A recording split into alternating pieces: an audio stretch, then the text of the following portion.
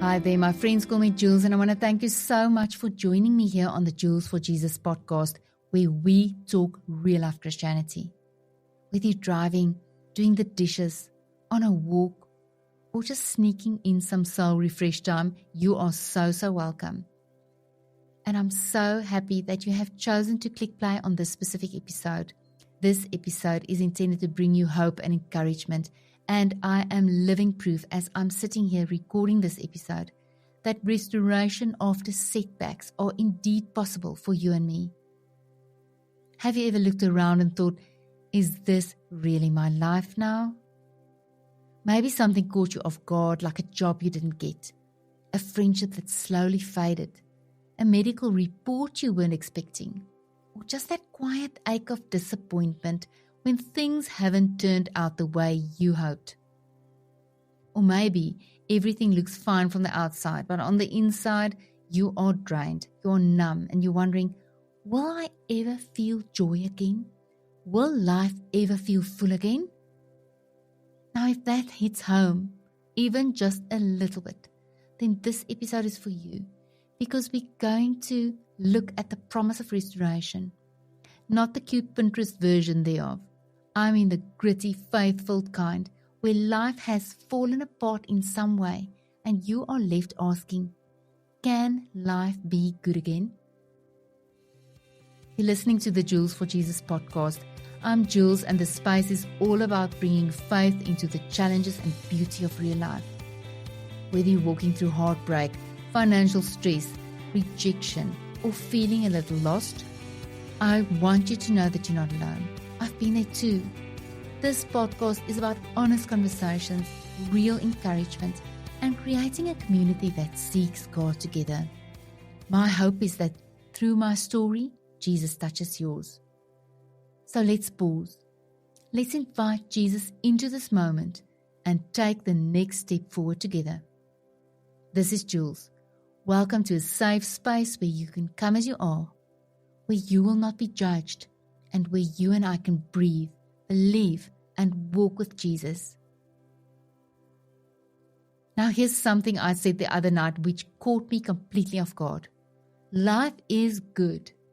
And no, not because it's perfect or wrapped up with a pretty bow. It's good in a deeper way, a quiet, soul-settling kind of way. And you know what? That's a miracle in itself. Because there was a time I didn't think I'd make it through, let alone feel peace or joy again. I remember my youngest son saying to me one day long ago, "Mommy, I never see you laugh anymore." And you know what? That moment broke me. I'll never forget it. That realization that the weight that I was carrying was spilling over onto my children. That somehow they'd lost the sparkle in their mom. And know that this is the truth in its raw and quiet form.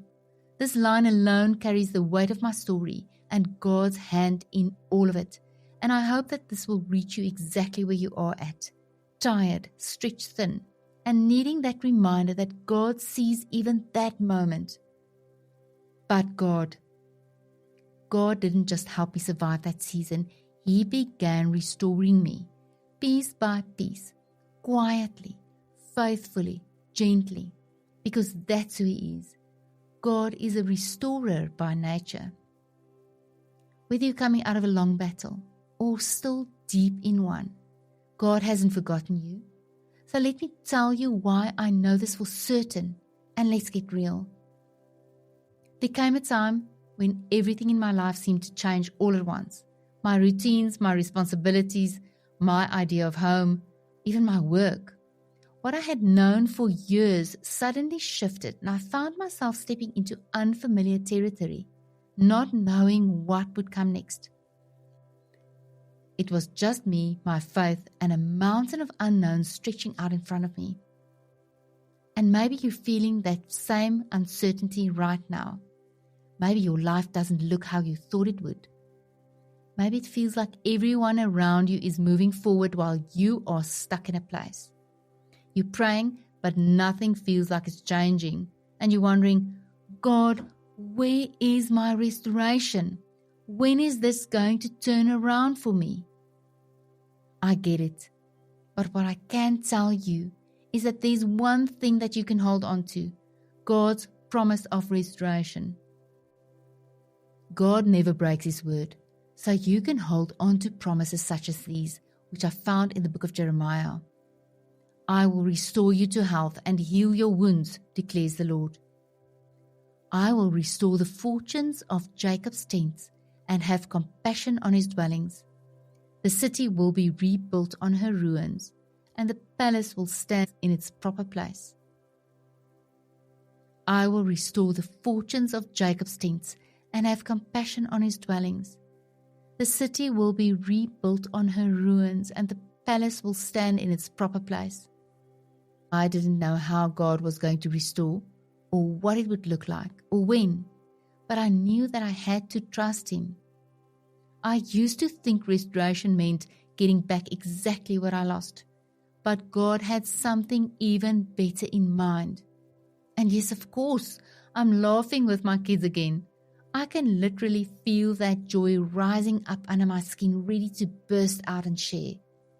God is restoring me, not to who I was before, but to a better version of myself, a more authentic version of myself, a version I believe He can now use for the very purpose that He created me for. So I look around and I think, this is restoration, not just reclaiming the past, but stepping into the purpose God always has for us. And here's the truth: God's timing is perfect, and His plans are always better than ours. Maybe you're still in the hard part. Maybe restoration doesn't even feel possible right now. Maybe your wounds are too fresh. Maybe the doctor's reports keep getting worse, or you're feeling invisible while everyone else seems to have it together, But let me tell you this: God sees you. He knows exactly where you are. His restoration is just as much for you as it is for anyone else. Maybe you're in a waiting season right now. You've lost something or someone, and you don't see a way forward. I get it. Waiting is so tough. And while you're waiting, here's what I've learned. You don't just sit around and wait for life to change. In Jeremiah 29, God tells the Israelites who are in exile at that time to keep moving forward. He doesn't say, listen, sit there and wait for me to fix everything. No, He says, build houses and settle down. Plant gardens and eat what they produce. Seek the peace and prosperity of the city to which I have carried you into exile. Pray to the Lord for it, because if it prospers, you too will prosper. In other words, while you wait, keep building, keep planting, keep believing. You show up, you keep your chin up and your shoulders squared, and you live boldly. This makes me think of the bamboo tree. When it's first planted, you don't see any growth for years. It stays underground, building roots. And then suddenly, after years of preparation, it shoots up 28 meters in just a few weeks. Restoration is often like that. It's quiet, it's invisible, until suddenly it's undeniable and unstoppable. What you must know is that there's no urgency with God. But when God decides it's time to act, He moves immediately. God's restoration may not look like you expect, but when it arrives, it will be more than you ever imagined. Maybe your restoration won't look like mine. Maybe it's a friendship gone quiet, a dream that feels dead, a confidence chipped away by life's disappointment. But God sees it. He sees you. God knows about your long nights, your silent prayers, the days you show up even when your heart feels broken. And you know what is stated in Psalm 34? The Lord is close to the brokenhearted and saves those who are crushed in spirit. And I believe with all of my heart that God is restoring you even now. And He is already working behind the scenes in the blueprint of your comeback, even if you don't feel it yet. Restoration doesn't always come in loud, dramatic ways. Sometimes it's in the slow rebuild, the job that pays the bills even if it's not your dream, the new community you're cautiously stepping into. It's in the nights you don't cry yourself to sleep anymore, or the random day you catch yourself laughing, like really laughing, and you realize maybe, just maybe, things are turning. And the most beautiful thing, it's not about going back, it's about becoming. I want to encourage you today. Don't despise your rebuilding season. Don't miss the quiet miracles God is doing because they don't look like fireworks. He's not just patching up your life. He is recreating it with intention, with love, with purpose. So if you're still in the thick of it, please hang in there.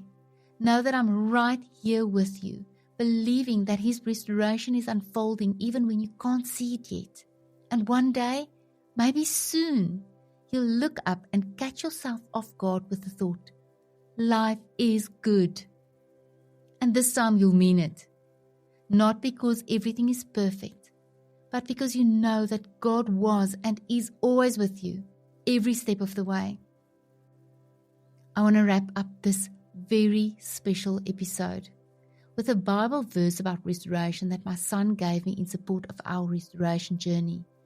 And it's from Isaiah 42 verse 16. I will lead the blind in ways they have not known. Among unfamiliar paths I will guide them. I will turn darkness into light before them and make the rough places smooth. These are the things I will do. I will not forsake them. We've come to the end of our episode, and I want to thank you so much for spending time with me on Jules for Jesus. I hope you're encouraged, knowing that I'm just like you, navigating life's struggles with God's guidance. And perhaps, if you forgot, I want to tell you that Jesus loves you so much. And remember that even when life feels messy or uncertain, God is always at work, shaping something meaningful and good out of every moment for you. And hey, if something in today's episode spoke to your heart, if it reminded you of someone you love or care about, please share this episode with them. It's very important. Let's not leave anyone behind. Let's not keep the good news to ourselves. Let's keep inviting others in so that no one walks alone. And so our love for Jesus becomes something others can catch on to, one heart at a time. Until next time, take care of yourself. Hang in there. Restoration's coming. And while you're hanging in, keep seeking God in the little things and trust that He's got a purpose for your journey. Hang on to that promise of restoration. It's for you, as it is for me. This is Jules. You are not alone. And I'll be waiting right here for you when you click play on the next episode.